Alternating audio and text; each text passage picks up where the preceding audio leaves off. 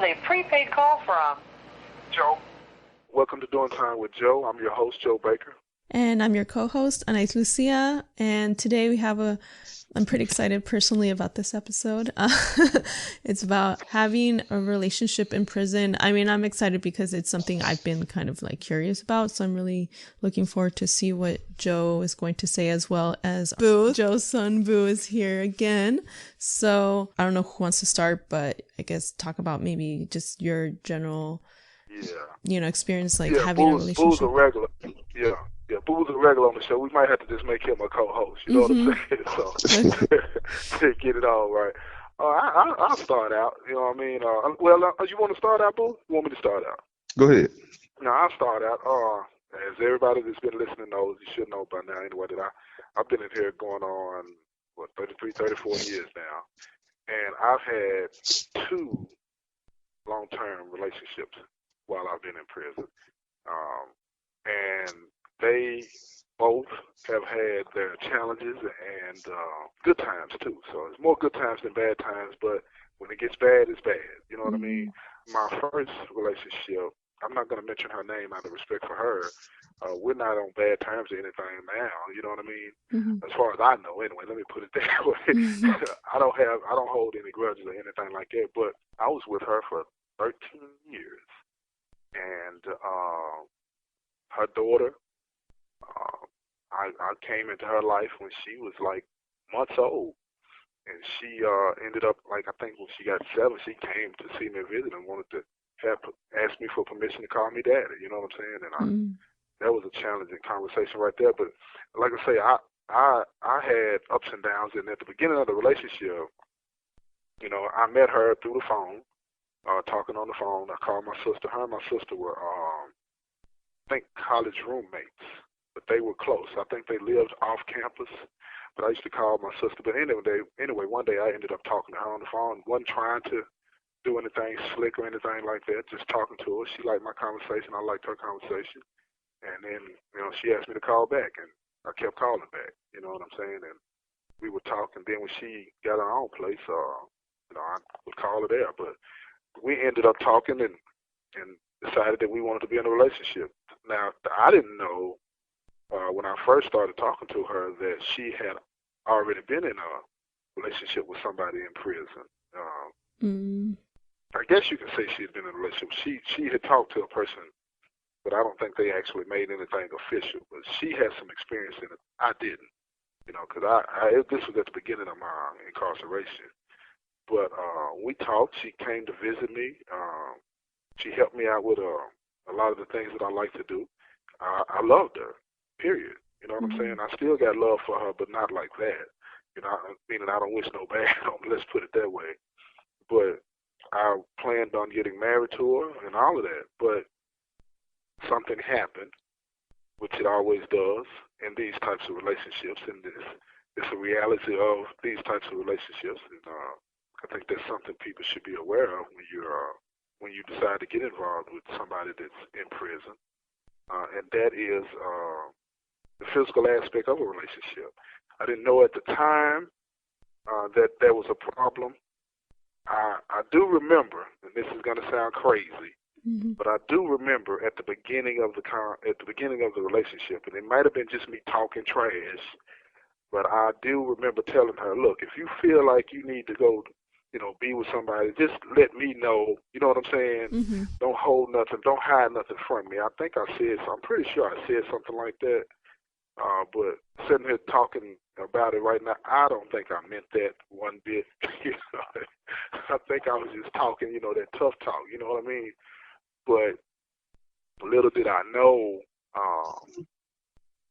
she had been doing that. I didn't know about it though. So after and I'll plug in as the episode goes on about the relationship. But at the end of the relationship, she just flat out, she came to see me like a week or 2 weeks before the breakup.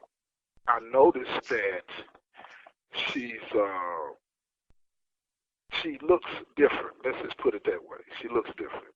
And when she came in, she kissed me. When she left, she kissed me. But it was something different about it. It was off. and I noticed that, Mm. and I remember calling her during the week, and it was just as quick as anything. She was like, "This is not going to work," and hung up the phone. After 13 years, that was it. It was Wow. over, just that fast. And I called her back. I'm trying to ask her what's going on, this, and that. She took the call, but it was like, after she had said that, now I was a stranger. It was like her whole attitude towards me turned to, I don't know, like she didn't know me, and she didn't want to give me the time of day in the conversation. So I was like, wow, and that hurt. I'm not going to sit here and stunt. It crushed me for a minute, and I kept calling her like you do when a relationship, when you're trying to get, as they say, closure and all of that kind of stuff. I kept calling, wondering what was going on. Can we make it work? This, and that. And she didn't string me along. She told me that, well, let me think about it, this, that, and that. And in my mind, I'm like, okay, there's hope. But the truth of the matter was, it was over with. And that was the end of that. You know what I'm saying? Mhm. And what I didn't know was that 2 years later, after that, I was talking to my sister. Because her and my sister, like I said, they were pretty cool. My sister's godmother to her daughter and all of that. So they were pretty close. But 2 years later after that, somehow or another, my sister found out that she had a little boy. Oh. And it was 2 years that we had been broken up. So I called home. I was talking to my sister. My sister said, "You're not going to believe this." And I'm like, "What's up?" And she said, "Such has a son, and he's 2 years old." I'm like, "What?" I was like, "That's what it was." So at this time, I had a cell phone, right? So I remembered her number, and I just texted her, and I said, "Why didn't you tell me?" And she knew exactly what I was talking about. She said, "I didn't want to hurt you." Mm. And after she said that, I didn't say another word about it, and I just moved on. I didn't hit her. No, I take it back. I told her, I said, "I wish you the best," and then I kept it moving. Let me cut you. Let me cut you off. Let me cut you off there, Yeah, go because ahead.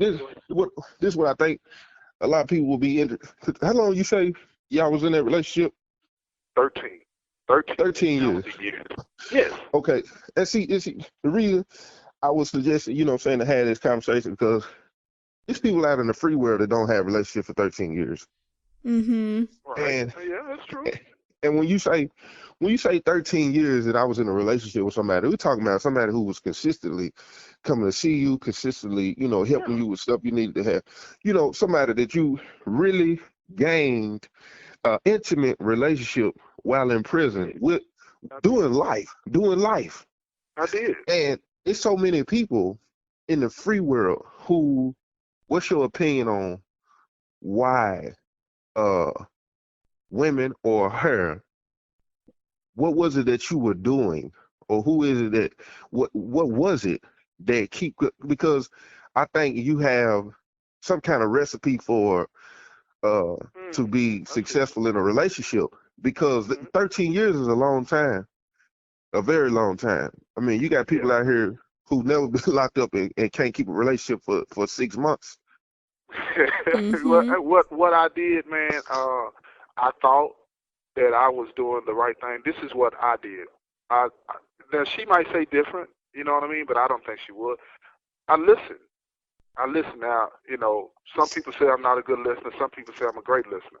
I listen, and when we talked on the phone, it was me and her. It was about me and her. It was almost like I would forget that I'm in prison, and she would forget that I'm in prison. When she would come to visit me, we got 8 hours of uninterrupted us. You know what I'm saying? Right. And it's all about us and her daughter. When she would come with her, and I paid attention to her. I tried to do everything that I could to help her.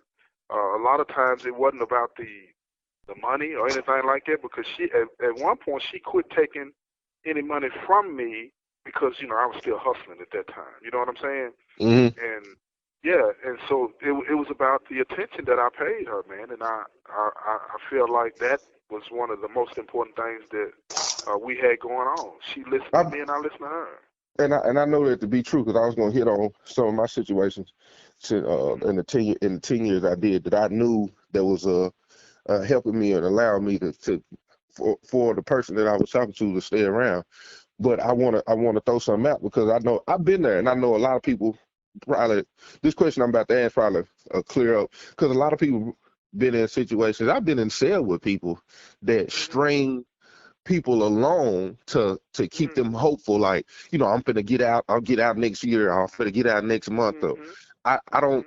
Your situations was never like that. These were your No, your situation was they understood that this is this could be a long process for that's me to right. for me to get out of here. So I guess I want to say like it was no deception No pretense, to man. No, yeah yeah no, none at all. This is what it is. Now, we always talked about what can you do, what can I help you do to try to shorten that or get out early. We talked about those things, but we always talked about there's no guarantee with any of that. But it was more about not about the time that we could possibly spend together out there, but the time that we could focus on now. And let me say this about a relationship under these circumstances, man.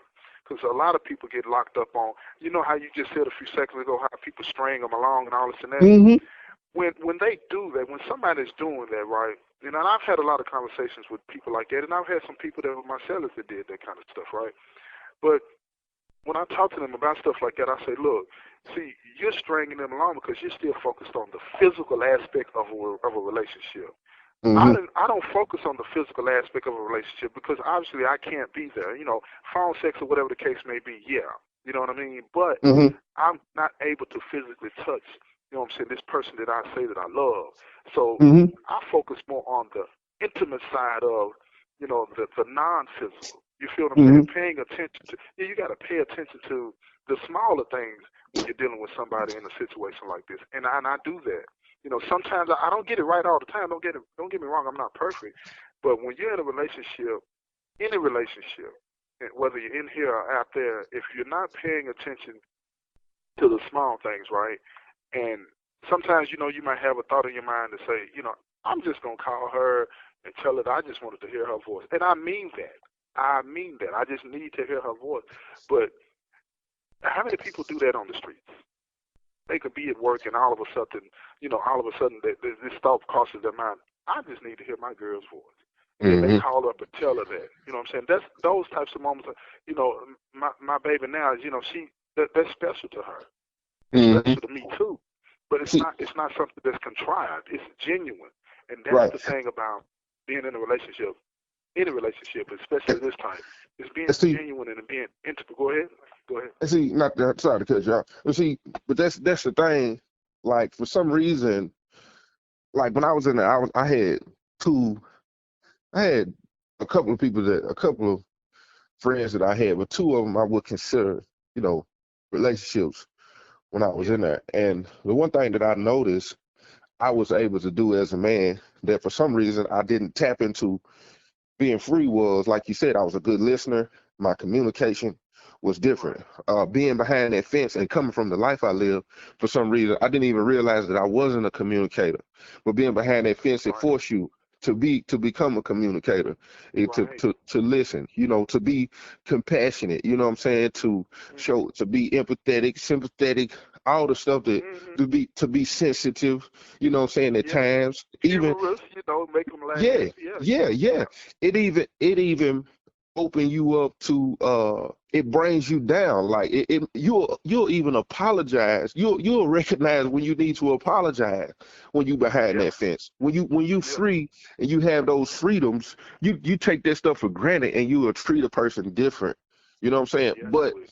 and not saying that you have an agenda when you're doing it behind the fence. A lot of people think, oh, you have a motive, or that's jail talk. No, a lot of the case, it is No. not.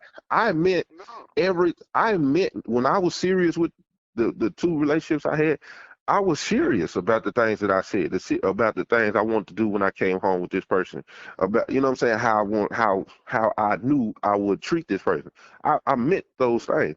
But for some reason, when you behind that fence in the you're able to tap into those things for Yeah. some reason. I can remember sometimes, talking to you, about whoever you might have been talking to at the time or whatever, and you were dead serious.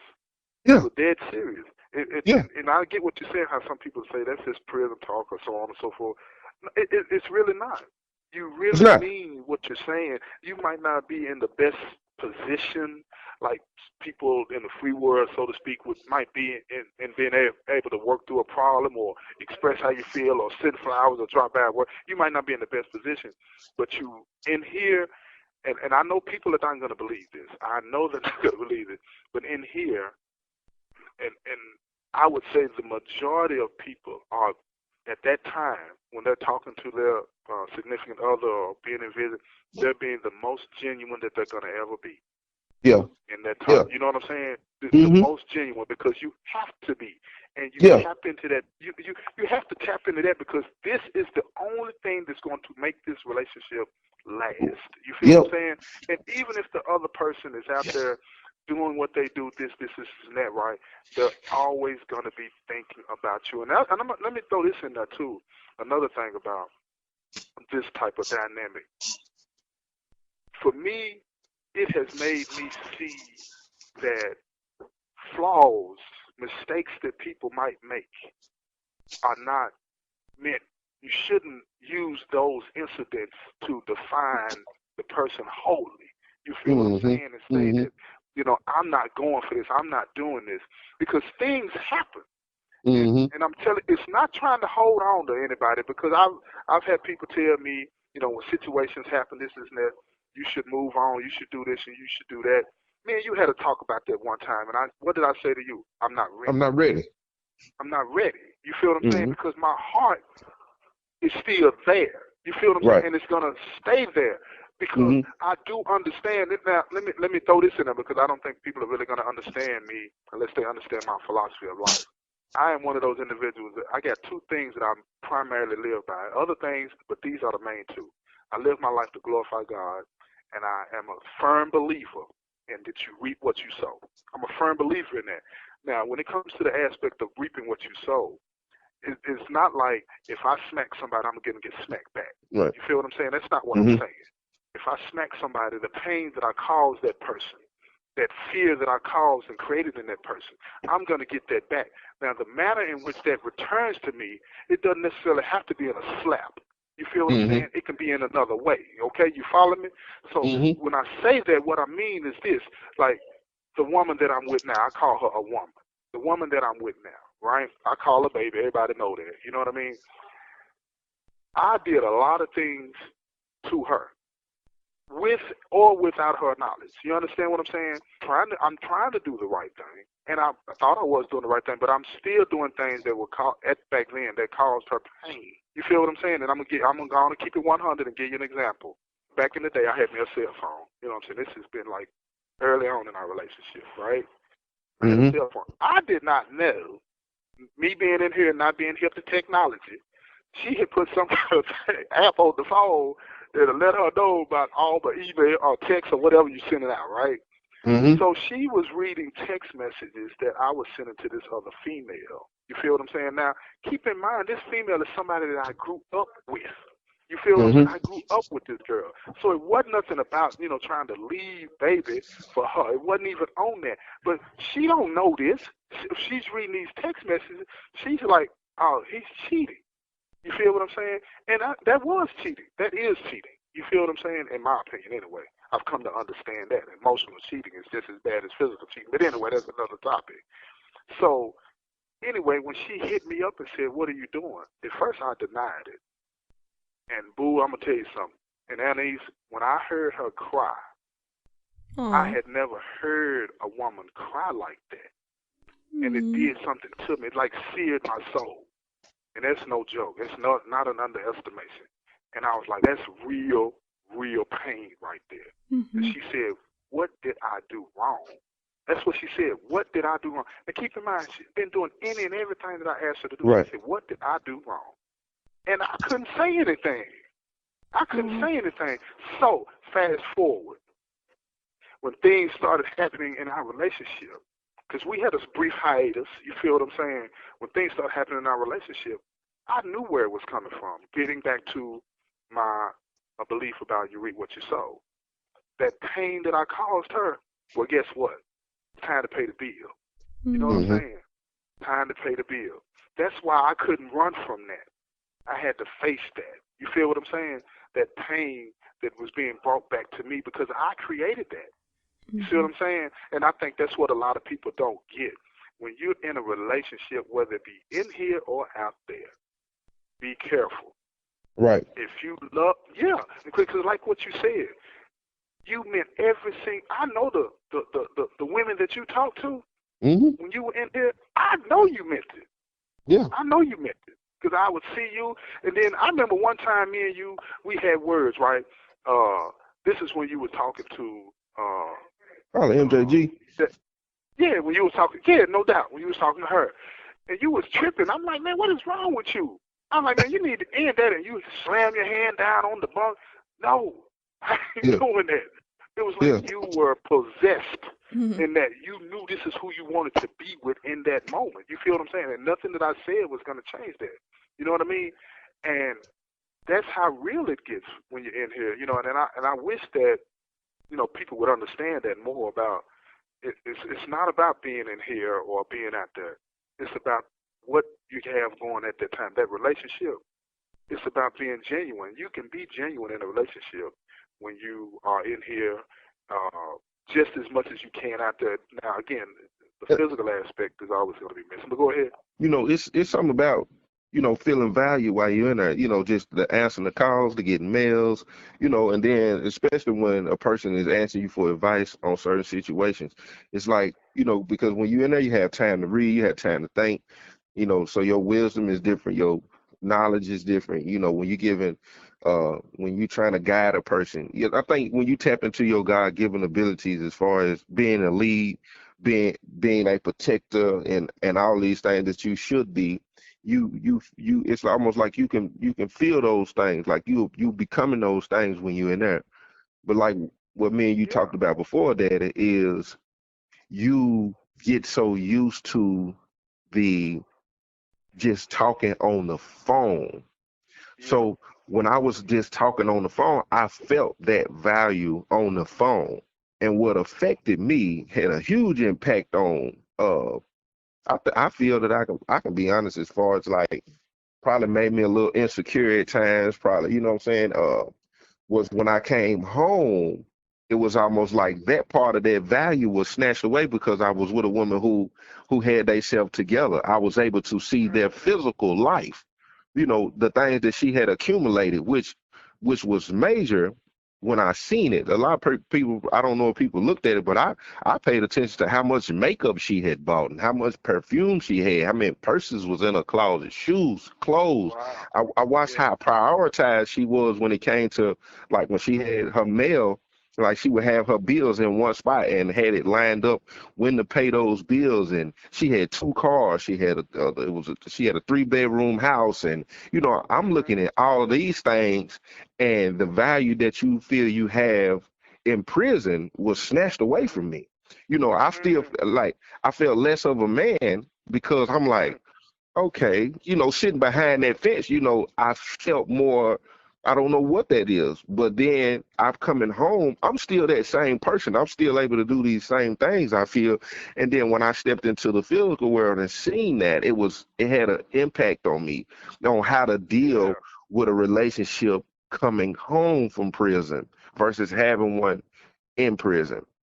And I feel a lot of guys fall, and I'm bringing this up because I want to hear your opinion, Daddy, on, you know, I feel that reason, because you pointed it out to me, I feel like a lot of guys fall and don't fight through to keep those relationships because that may be some of that they might not even be recognizing what it is that they're going through. Right, yeah. If you don't recognize, this is what I've learned. If you don't recognize your value, right, your self-worth, there's no way that you're going to be able to push through when you get in a situation like what you were in. And I'm talking about guys that are leaving out of here genuine in how they feel about whoever it is that they're with or going to be with. If you don't recognize your value and are able to, like, put it in perspective and say, wait a minute, okay, she's doing all of these great things. This doesn't lessen me. And that's why a lot of guys, in my opinion, like I told you before, a lot of guys in here, they get out and they see somebody that they want to be with, and they're with them, but they see this person doing just fine without them. Like, keep in mind, when we're in here, people like you said, they ask our advice, they ask our opinions about stuff, and it's like you're almost included in what's really going on, right? And you feel like you matter. But then when you get out there, you see all of this stuff. It's like, well, they did all this. They don't really need me. But that's not the point. But we start to think like that, or this is out of my league, or whatever thing that we start to think about ourselves. It starts to make us feel diminished in our value, and it's not true. But that's why a lot of guys don't push through. So they'll go looking for somebody to make them feel like they want to feel, when they were in prison. Right. You feel what I'm saying? And really what that does is sets the stage for you to end up coming back, because now you're looking for somebody to fulfill you. You have to be the one. Yeah, can't nobody make you feel the way you need to feel but you. We have this idea in our heads that, when we're in prison and we're talking on the phone and we're giving this advice, because we've been asked our opinion and asked our advice about certain things. So it makes us feel good. It makes us feel worthy. So when you're out there and nobody's asking you that, or you start to feel like nobody wants to hear that from you, you start feeling less than. So now you want to get away from that, like you can't compete or you don't match up. And it's not true. You got to push through, give yourself a chance. And guys don't do that. It's kind of like they look for somebody to go save. You feel what I'm saying? Let me go save this person, and it's going to make me feel good too. And it's just, it's the wrong approach. Yeah, it's the wrong approach. And that's why, like I say, I'm so proud of you, because you pushed through. You know what I'm saying? And you started to see what your value really is. You know what I'm saying? Right. The only way you can appreciate somebody else is that you have to recognize the value in yourself. And if you don't do that, you're not going to be able to appreciate anybody else. You know what I'm saying? And I want to hit on one more thing. I know Anais had some questions, I believe. I remember being in the cell, and this is probably one of the quotes I've heard you say that I probably never forget. And we was having a conversation about something, and I remember you saying, when it comes to love or when it comes to relationship, whether it be family or somebody that you with, you said, I want to feel everything. And I think, being in there, like even the situation you gave earlier with baby, and not it just being karma, but understanding the feeling of everything, all the emotions, all the hurt, whether it be the good time, the bad time, and accepting and embracing all of that when it comes to a relationship. In there, when you behind the fence, like it's like you're able to tap in, and I don't want to, I guess understand that you can understand doing that helps a relationship more than hurting.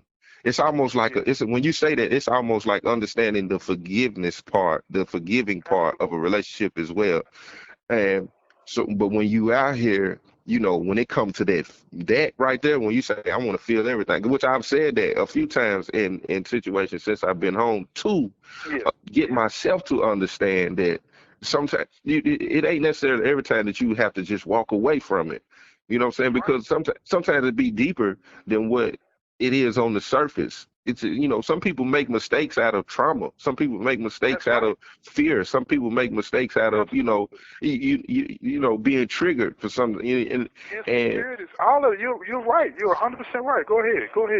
And when you say, I want to feel, it comes to, you have to, when you gain a level of understanding with yourself and then understanding what may be causing some person but like I said, when you in there, you could tap into that. And if you tap into it in there, you can stay tapped into it when you walk out here if you choose to. You know what I'm saying? But a lot of people, when they get out here to this free world and something painful or something happens, they try to run away from it. But how did you what do you feel like in your sentence or in your relationships or when you came to understand that phrase right there, I want to feel everything? Did it help you? Did you understand it in order to keep healthy relationship? What helps you get to that? Okay, this is what I come to understand, right? And it goes to the second principle of my philosophy of life when I'm talking about reaping what you sow. You know what I mean? I do understand that what happens to you in life is as a result of what you do. And now, again, it might come in a different form, but that's what it is. It's just how I've seen it, and I've practiced that, and I've sat back and I've watched it happen and manifest itself. But here's the thing: everything that comes back to you, it's not meant to hurt you. It's meant to teach you. It is meant to heal your soul. And that's what I had to understand. This is not meant to hurt me or to crush me. It's the devil that wants you to fall down and give up and make you feel like you're not worthy or that I deserve to be beat down like this. It's not about you being beaten down. It's not about what that person is doing to you to hurt you. That your mind and your heart is interpreting that as hurt. What I've come to understand, even though I still have my moments, what I've come to understand is that the universe is healing me. I have to understand what it feels like to mistreat somebody else. In that way, I won't do that again. Yeah. I'll be so aware and conscious that that pain is not a pain that you want to put out in the universe because it's coming back to you. Right. No matter what you do, it's always about how you respond to whatever is coming into your life from whatever direction it's coming from. So when you're talking about that significant other and they make a mistake, like you said, and you hit it on the head, when they make a mistake out of trauma, out of fear, it's not malicious. Right. It's not nefarious. This is something that they might have thought that this was the right thing to do in that time. What you have to do is respond in a way that is loving and forgiving and understanding. And sometimes, boo, sometimes it gives you the impression, the feeling of hurt. But that is how we've been trained to interpret that feeling. It's not hurt, it's love. Not saying what they did was love. I'm talking about what is happening to you as you experience that. Right. You see what I'm saying? That's what I'm talking about, the experience of that. That's love. That's the universe saying, I care enough about you to heal you. You see what I'm saying? That's coming from the Most High. But you got to be able to receive and understand it in the right way, because once you do that in the right way, you won't look at that other person and be like, boy, I hate them. They crushed me. I'm going to do something. I'm going to get back at them. I'm going to hurt them. I'm going to go out here and I'm going to do that. No. When you respond in that way, you are continuing to create more negative energy that's going to ultimately traumatize you. What you're putting out, how you respond to it, it's going to come back to you. So you're just repeating the cycle. So that's how I got to that point to where I fully understand those experiences. That's love. That's the universe wrapping its big arms around you and saying that you're going to be all right, but you got to understand you can't treat people like this. You know what I'm saying? That's all it is. You know what I mean? And sometimes, man, it'll make you feel like, wow, you know.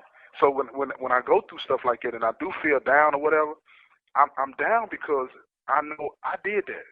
I'm not down because of what they did to me, per se. I'm down because I know I did that.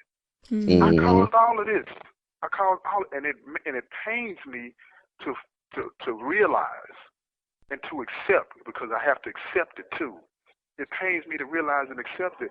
I caused so much pain that it had to be brought back to me this way. You know what I'm saying? It's making me teary-eyed right now just thinking about that, but it's a good teary-eyed, not a bad teary-eyed. Don't get it twisted. You feel what I'm saying? Because that is love. That is the ultimate experience of love, and we don't do that enough because we don't understand that. We think when something happens to us, we're being punished, this person don't love me, blah, blah, blah. But you hit on the key thing. When people make mistakes, most of the time they're making mistakes out of trauma, out of fear, out of low self-esteem, out of whatever. And you have to understand that somebody has to be the adult in that transaction. You know what I'm saying? Somebody has to say, I love you enough to stand right there and take it. You feel what I'm saying? I love you enough that I'm not running. I'm going to embrace this. We may or may not end up staying together, but I am not running. But see, that's the scripture. The scriptures say, you know, love covers a multitude of sin, and you know, and it's basically what you describe. You know, when that come, you know, that being able to look beyond the surface of what caused it. Are you a part of the reason it caused it? But I feel you on that. Yeah. And that's what I think a lot of us don't do. We overlook that. We don't evaluate and analyze what role did I play in this? What role did I play in this person going out and doing this, that, or the other? We don't do that. We want to blame and point at them and say, you did this to me. You did that to me. We don't want to focus on what we did to set the stage. You know what? And you know what? I was finna, and I'm so sorry. I think I got another very important question, you know what I'm saying, to get your aspect and opinion, because I watched you and let's say this real quick. Anais, I'm sorry, we just babbling on. It's okay. It's, severely interesting. I feel like this could be a very long conversation because it's just a lot to. I mean, I have a lot of questions, but I know we'll not get to all of them. So yeah. Okay, I'm gonna ask this. I'm gonna ask this one last one. Then I'll be good. Because I feel like it's so many fathers who you had a relationship with the first woman you mentioned, because you didn't say her name, with her child coming to see you. You had formed a bond with a child being behind the fence as well. And it's a lot of dads, fathers, men who don't even form these bonds with their children. How do you feel that happened? Well, because I was there. I was there for her in a way. Now, don't get it twisted. Her biological father, he was there. She was able to go see him. Like how they had joint custody or whatever the arrangement was. So she did get to visit her biological father. She did love her biological father. But around the time, now keep in mind, I came into her life when she was like 2-3 months old, right? Held her in the VG, played with her, this and that. So she grew up looking at me, learning me. You feel what I'm saying? And learning her biological father. But by the time she hit 7 years old, she came to visit. I didn't even know that she had been talking to her mom about, can I call Joe Daddy? Mm-hmm.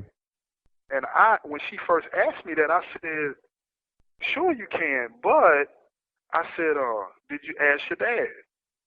And to see how he might feel about that. And she hadn't realized, she hadn't thought about that.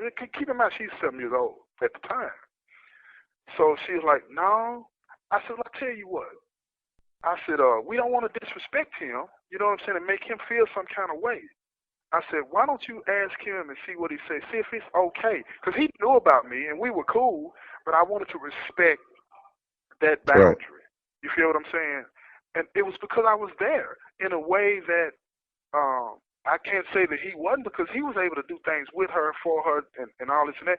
And I was able to do things for her, but she would get on that phone, she would get on that phone and take up the whole 30 minutes. And we would just be talking about this. She's telling me about, I was there in a way that I think she needed. Because her father wasn't in the house. You know what I'm saying? But when I would call, and I called 3 or 4 times a day, I was able to talk to her, and we bonded. I remember when I used to call home and talk to Montrez, you know what I'm saying, your brother. And then I'd get you on the phone. See, when you were younger, you didn't like getting on the phone with me. You know what I'm saying? You'll get on the phone and say something and get on down. You want to go play basketball or this. Right. And then all of a sudden, one day, it just switched. And it's like, now you wanted to talk to me, and we talked. You know what I mean? It's just because I was there as best I could be, you know what I'm saying? But when you were younger, I think you struggled with trying to develop that bond and talk to me. You feel what I'm saying? I think you developed that bond with my uncle, with your uncle, Uncle Squeaker, better than me. You feel what I'm saying? And sometimes when you used to tell me, you ask Uncle Squeaker this, and even to this day, not now, but back then, I used to get jealous of that.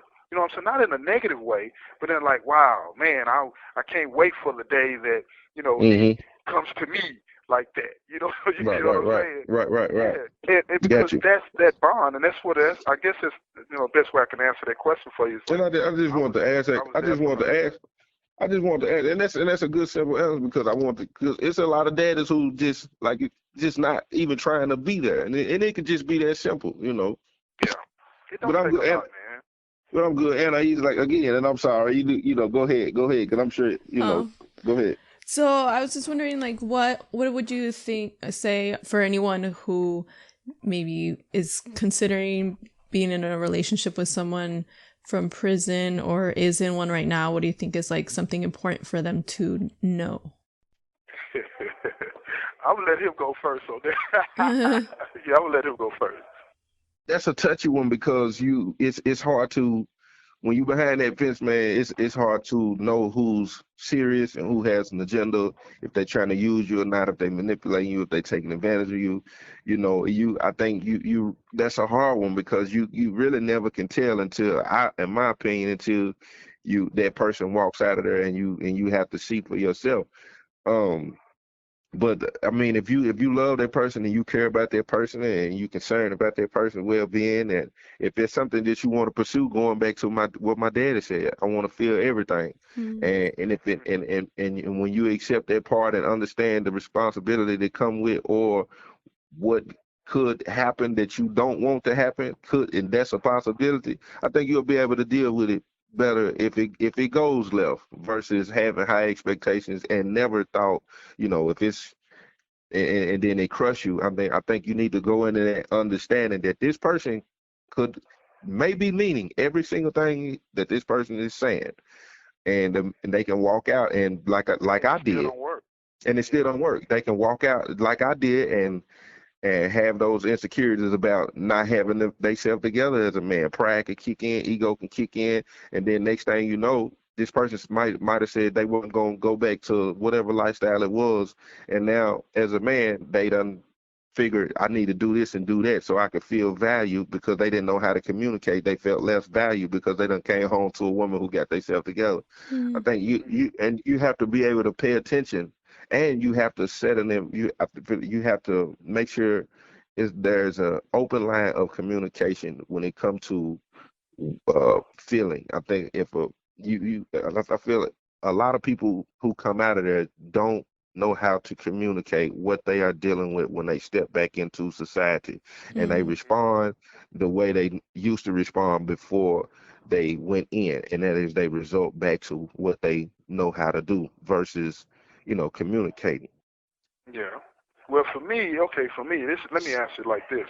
I think that there are ways that you can tell. There are subtle ways. You know what I'm saying? What you do in practice, you do in the game. That's something that I say all the time in here to people when I talk to them.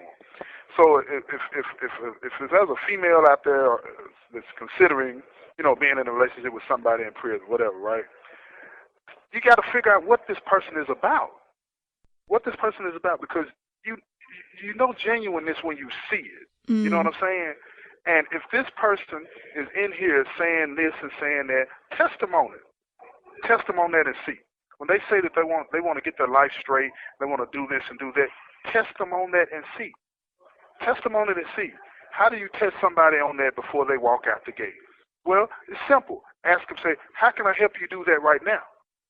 You say you want to get out and you want to start your own business, you want to start your trucking business, whatever dream that a person has in here. When they get out, before they get out, ask them. Say, how can I help you do that? Can I send you some books to read? Is it anything that you need me to look up online? Blah, blah, blah, this, and that. And that way you can get some insight into this person's mind. Because this is one thing that I have learned about game popping. When you popping game, you got to stay on top of it, right? So if a person is popping game on you, get real with them real fast and see what they do. They're going to start fumbling. You know what I'm saying? They're going to fumble the ball because they're not prepared for you to get real. They're prepared for you to drink whatever Kool-Aid that they are serving you. They think you're going to go for everything that they're saying. No, don't fall for that. Even if you are falling for it, tell yourself that, wait a minute, what I need to do is see if this person is being real about what he's saying, right? And you do that, don't do that in a planned way. Just do it at the spur of the moment when they are not expecting it. When you do it like that, then you're going to be able to tell in their response if they're real. You know what I'm saying? Because people put energy into what they really want to accomplish, right? And if you help them do that, yeah, you understand what I'm saying? Like my son, Boo, when he wrote his first book before he got out. And the young lady that he was with was helping him do this, do that. You understand what I'm saying? It showed the direction that he was going to go in. You feel what I'm saying?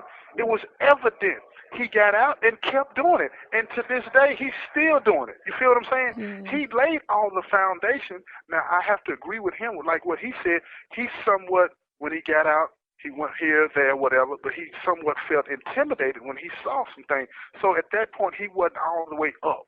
You understand what I'm saying? Now he's all the way up. And I think that anybody that gets him, I'm not going to promote him or nothing like that, but, you know, I do want another grandbaby. But anyway, he's all the way up, and he's mature in that mindset now. You know what I'm saying? To where he does not feel intimidated by the trappings that another person has. He appreciates what they have and what he's done. You see what I'm saying? And that's what you have to do. So if somebody's thinking about getting involved with somebody that's locked up while they're locked up, check them, push them, push them, push them. Don't do what most people in prison do. When they get in a relationship, they talk about, well, when you get out, I'm going to help you find a job, and you're going to do this and do that. That might not be meant for them. They might have bigger and better dreams, but talk to them about it. Be realistic about it and help them as much as you can, because that's going to expose them one way or the other. When you help them in things that are legitimate, in my opinion, and legal, it forces them to have to think. Because if they're on some shiest and they just need somebody to bring a pack in or to go down here and drop this off and all this and that, you're going to see real fast if this is the type of person that is being genuine with me about what it is that they want to do. You know what I'm saying? Because if somebody says they love you, they want to get out and they want to help build something with you, keep in mind, if you build a house on sand, eventually you know what it's going to be. You feel what I'm saying? But if you build on a solid foundation, and when I say a solid foundation, I mean something that can't be taken away if the police come to the house. You feel what I'm saying? It's something that the person is not going to be taken back to jail because they come in there and he fails a piss test. If that person is living the right type of life. You have 1 minute remaining. Doing it in a way that may appear to be struggling at first, but turns out that it's beneficial for the both of you, then you know you got something. But look, that's the end of the show, and I'm gonna get on down. I appreciate y'all, Anais, as usual. Boo, I love you. Thank you for doing this show for me, and we'll see y'all next week. Thank you for using GTL.